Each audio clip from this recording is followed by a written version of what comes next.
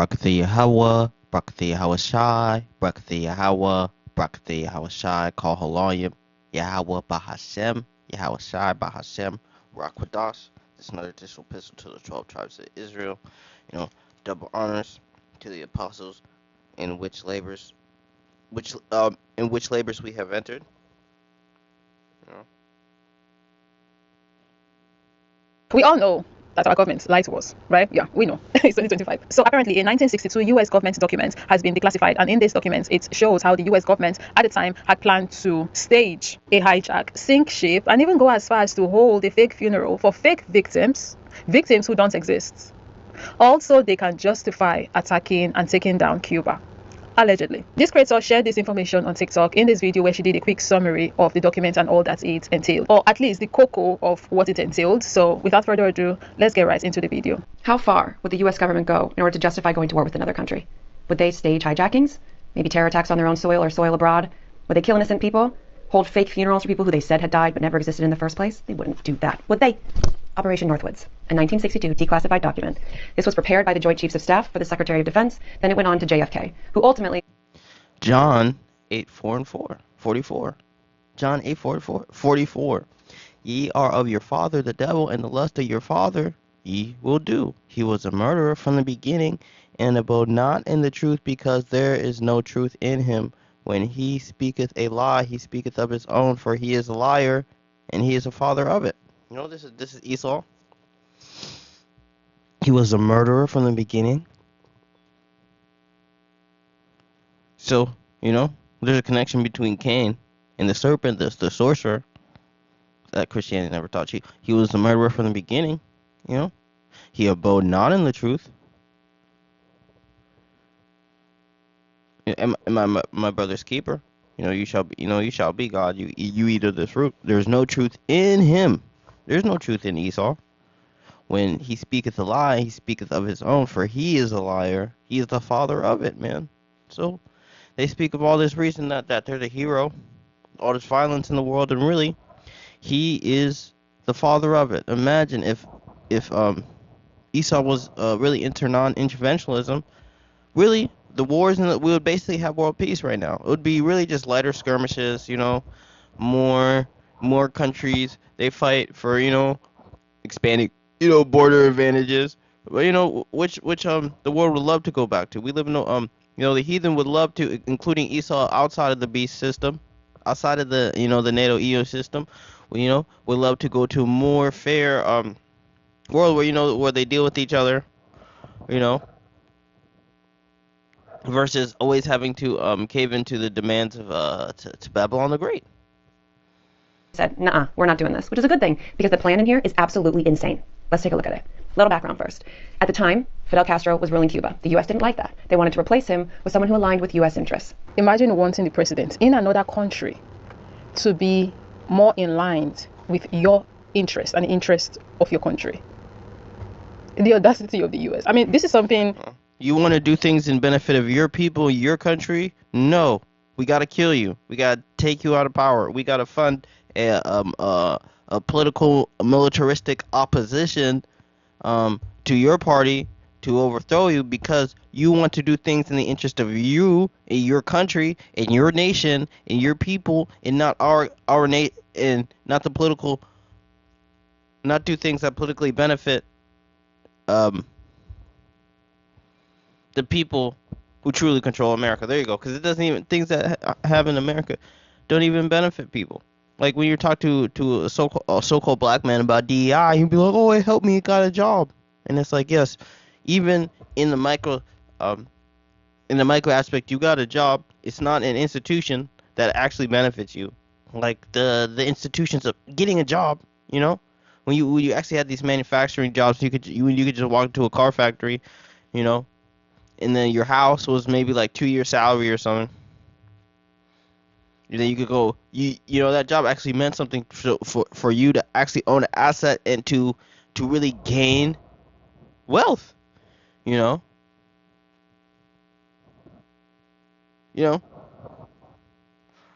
when the house being the number one the most, it's basically the biggest It's basically the most expensive thing people own. It's the biggest way on their assets. So when you actually had something affordable and it could actually grow, those are institutions designed for the American first to benefit. Not a lot of these white people are, man, they just don't have systems that benefit you. Man, these white people don't care about meritocracy. You know. We've known that have been doing for years. And this is not a Cuba only problem. They do this across the board. Over here in Africa, where I'm from, the amounts of our leaders that they have unalived and replaced with puppets, the numbers is astronomical. And this is why I really wanted to make this video, because even though these documents that's being discussed right now is about what they had planned to do to Cuba, as an African, I can relate. Our continent can relate to what is being spoken of in this video. And one annoying aspect about this setup that they've created, except for the obvious fact that we, the people who have to live under these puppets, suffer greatly, right, is the aspect of how when these puppets are doing their bidding, right, playing the role that they put them in those positions to play, these are the same people who would then turn around and say, oh, why can't these people govern themselves properly? Why can't they build their own nation? Why are they running to ours? The way they are, and you became a byword of poverty, a byword of no water, no food, and all these things. A poor country is a rich country, that has sanctions on it. It's a rich country, rich in resources, and then they create such artificial systems to rob you of your wealth, and because they're poor, man. Europe is a bottomless pit, and how do what, like one in four people Beni Mufaso or Burkina Mufaso, they don't have electricity. But the France, a first world country, allegedly has all this electricity. A military powerhouse has all this electricity, and if if Burkina Faso actually cared about themselves, actually stood up for their rights,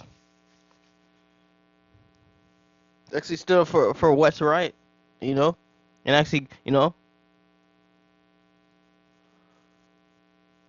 France would have no power. It's just all an excuse system, man, to benefit their robbery and their murder of your people, the enslavement of your people, the financial enslavement of your people. It's so people could justify it, when the Haitian president was killed, people were going up to my mom and saying, "Oh man, we need, Africans are making fun of, oh, we need your people, your people to come in and kill our president, yada yada yada." And it's like, if people kill your president, that just means he had enough morals, man. He got tired of selling out. So how to get rid of him? If they can't get rid of your oppressive leader, your unfair leader, it's because he doesn't have any integrity. At least, as much as Levites love Esau, at least, as leaders that have enough integrity to consistently have, political regimes overthrown, and funded by, Babylon the Great.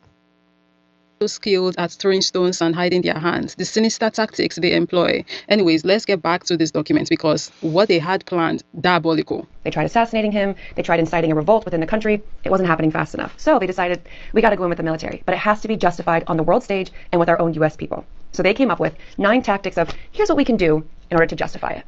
By looking at these, even though they weren't approved, we can see that maybe we need to start to question things that have happened in the world. Maybe the past, present, and future. Can we believe what the government says actually happened, or was it all staged? Let's take a look at the 9 tactics, because I think they're interesting. We're going to go into the details here because I like the details. The first one is super basic. It's basically, we're going to do exercises close to Cuba's coast, and we're going to send little whisperers through the underground so that they think that a U.S. attack is imminent. So perhaps Cuba will be on the defensive and attack first. We'll maintain the posture that, oh no, these were just exercises, but we'll go in and be justified to use our military on their soil. The second one's a little bit more interesting. They plan an attack on their own Guantanamo base. They're going to use Cuban friendlies dressed in Cuban military uniforms so it looks real. They'll put a group outside of the gate, have them start a riot, put some of them inside the base so it looks like they're being attacked, blow up some ammunitions, blow up a U.S. plane. Actual damage will be done to the structures. Then they're going to pretend like they capture the bad guys. Again, these are Cuban friendlies. This is all fake. And the most interesting part of this one is they're going to sink one of the U.S. ships off the coast, blame it on the Cubans, of course, and hold mock funerals for the people who died. There was no one on the ship. This is all fake. The third one involves using a drone ship off the coast of Havana or Santiago, so the civilians see what happens and believe it. Okay. Daniel 8:25, and through his policy he shall cause craft to prosper in his hand. He shall magnify himself in his heart by peace, and by peace shall destroy many. He shall also stand up against the prince of princes, but he shall be broken without hands. The Cuban military is obviously going to be curious about this U.S. ship that's so close, so they're going to send out someone to check it out. When it gets close, they blow up the U.S. ship. That way it looks like this Cuban boat did it. But no, they didn't. Then they're going to stage rescue efforts to save the crew who might have survived the attack. Again, there was no one on the boat in the first place. The fourth tactic. This is where we see the first instance of them.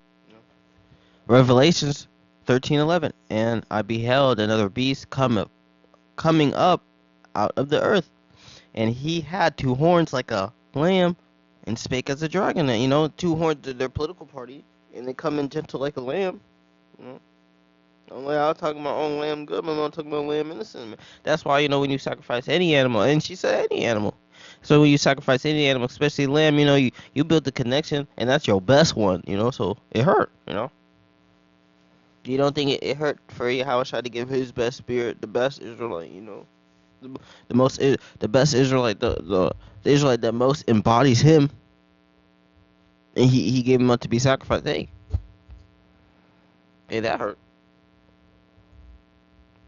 And I beheld another beast coming up out of the earth, and he had two horns like a lamb. You know, they coming all gentle and innocent, and he spake as a dragon through his military. You know, and people think this is the definition of peace. That one day, if you vote, you know, you vote the right politician in, you will get peace. Even though democracy leads to dictatorial rule, man, because people don't know what they're voting for. People don't know what they need. Being willing to sacrifice innocent lives. So they're looking at a refugee boat that's going from Cuba to U.S. Blow it up. It can be real or simulated. They also say we could foster attempts on lives of Cuban refugees in the United States, even to the extent of wounding in instances to be widely publicized. You've seen already, and throughout this, that anything that happens, they're going to publicize this on the news so that people believe that the Cuban government is rash, irresponsible, they can't be trusted, they're dangerous. So the U.S. has a moral responsibility to go in and stop them. Now, this is why I have trust issues. Hence why I don't be believing nothing that they say in the media. I be telling my people, don't believe a goddamn thing. I made a video, if I'm not mistaken, maybe 2022 on TikTok. And I was telling my people, if you see them people talk about anything about your country in the media, telling you how, oh, this leader, he's a tyrant, or he's, what? Jimmy Cannibal. I mean, Jimmy, what's his name? Barbecue. He's eating people. How did he get power, man? He only amassed power because Esau allowed him to get power, you know?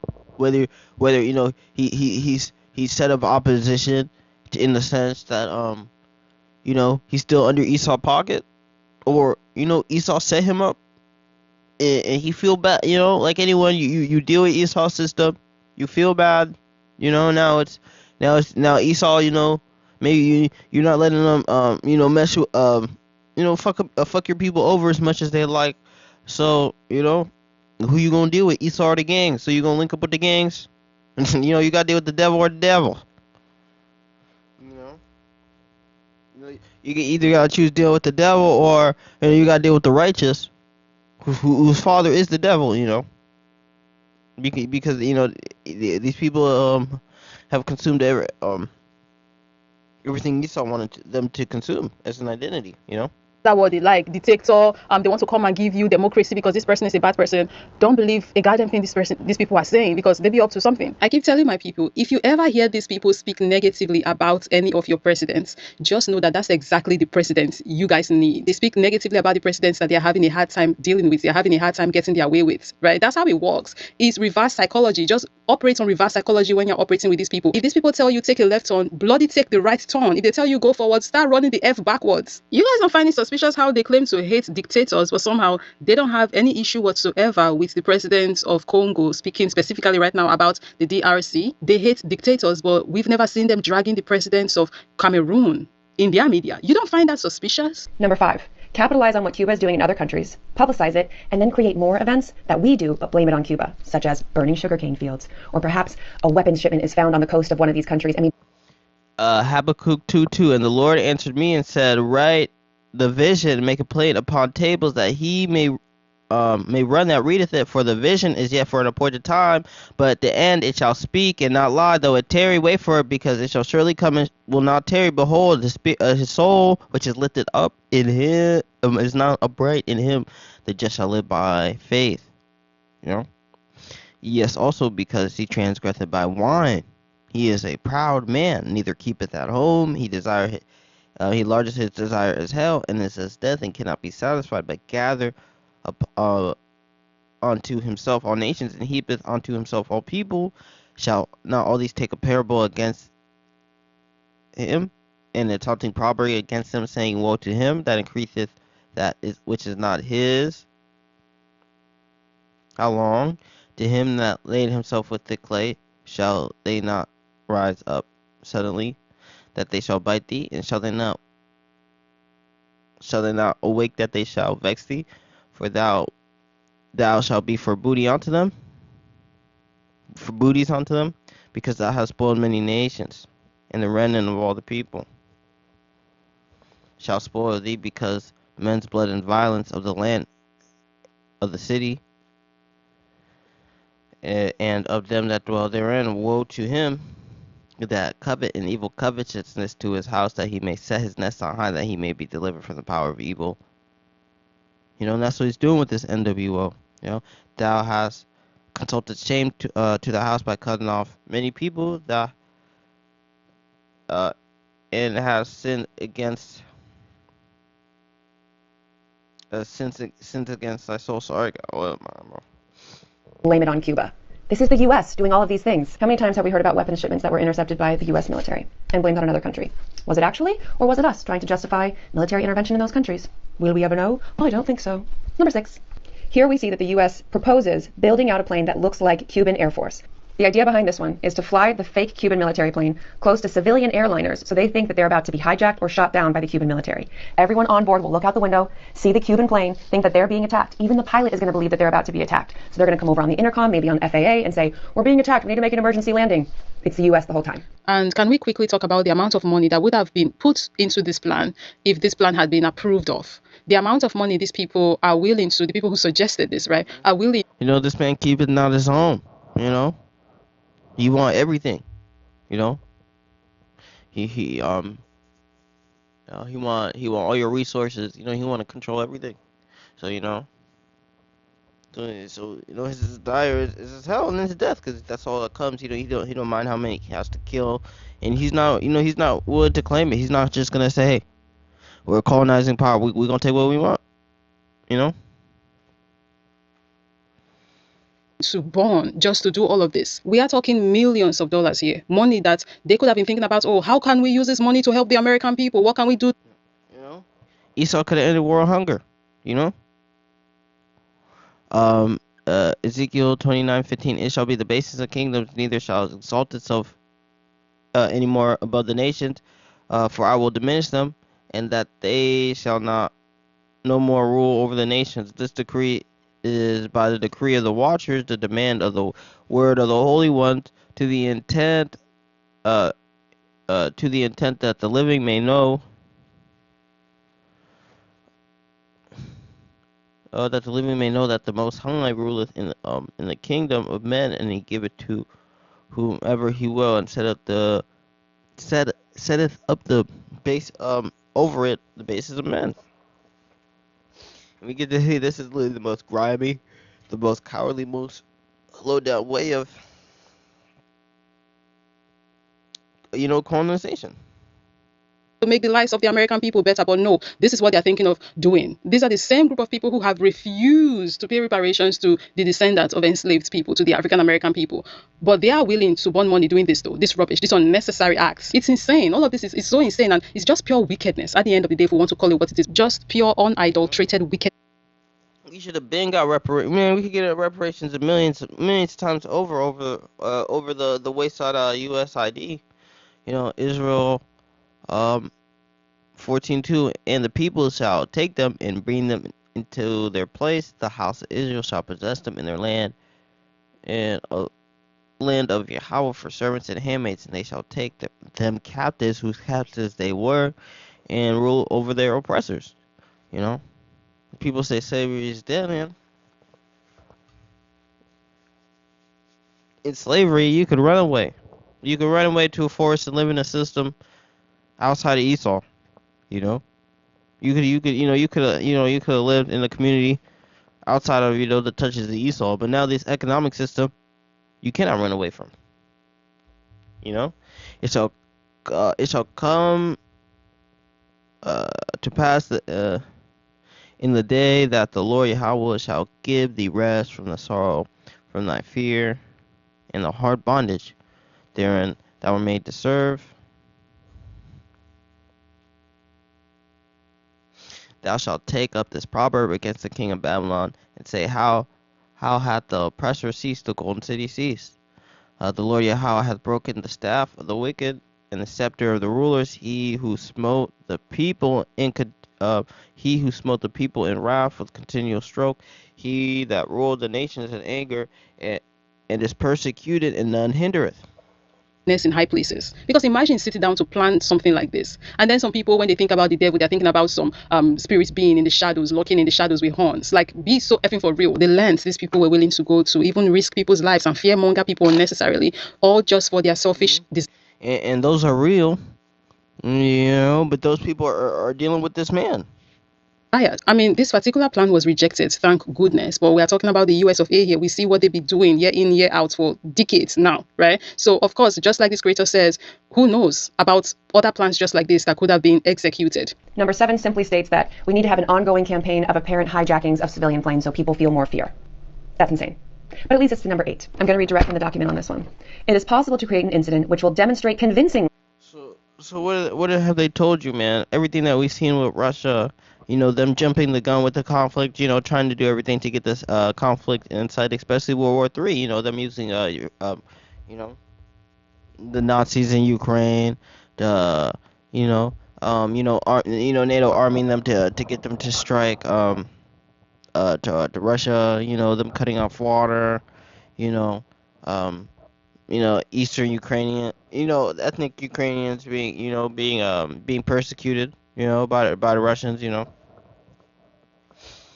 but they're trying to just describe these people just unsensible warmongers, and just so you could justify war, yeah.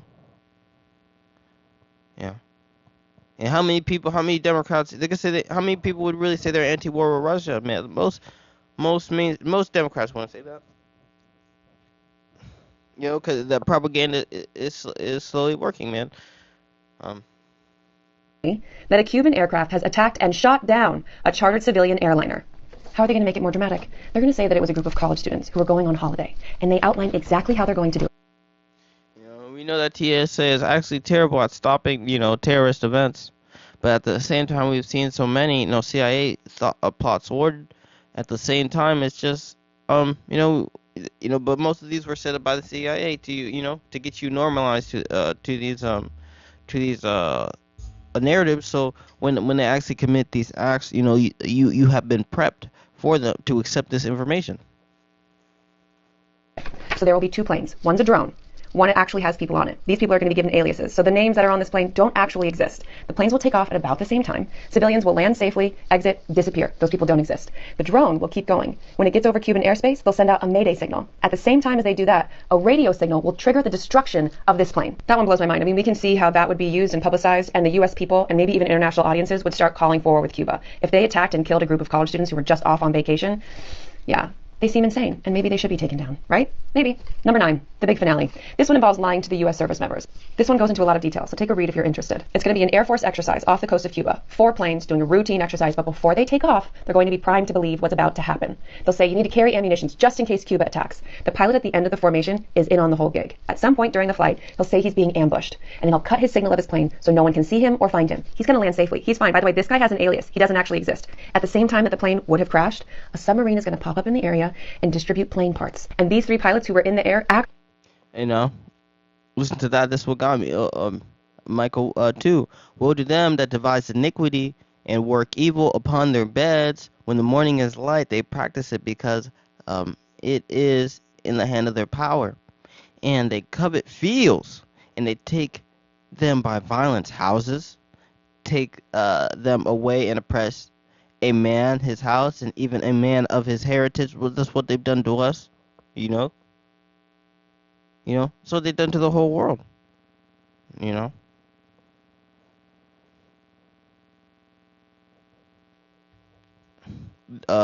thus saith, therefore thus saith the Lord Yahweh, behold, against this family do I, against this family, They covet fields, taketh them by violence, houses, taketh them away. So they oppress a man in his house, even a man in his heritage. Therefore, thus saith the Lord, behold, against this family do I devise an evil. From ye shall not remove your necks, neither shall ye haughtily, for this time is evil. In the day shall one take up his parable against you, and lament a doleful lamentation, and say, we utterly spoiled. He hath changed the portion of my people. How hath he removed it from me? Turning away, he hath divided thy fields. Believe that they just lost a brother in arms. So they land, this is what it says. The pilots returning to Homestead would have a true story as far as they knew. Search ships and aircraft could be dispatched and parts of aircraft found. So they're going to lie to their own military members. They lie to the public. They publicize everything. They hold fake funerals. They send lists of fake victims off to the news. It is absolutely insane the lengths with which they are willing to go and lie to the American people and the world. While yes, I have, my own biases, reservations, not so good feelings about the Brakti Yahweh, Brakti Yahweh Shai, Brakti Yahweh, Brakti Yahweh Shai, Kahaloyim Yahweh, Bahashem, Yahweh Shai, Bahashem, Quadash. Hope this lesson was edifying, and double honors to the men's labors which we have entered into,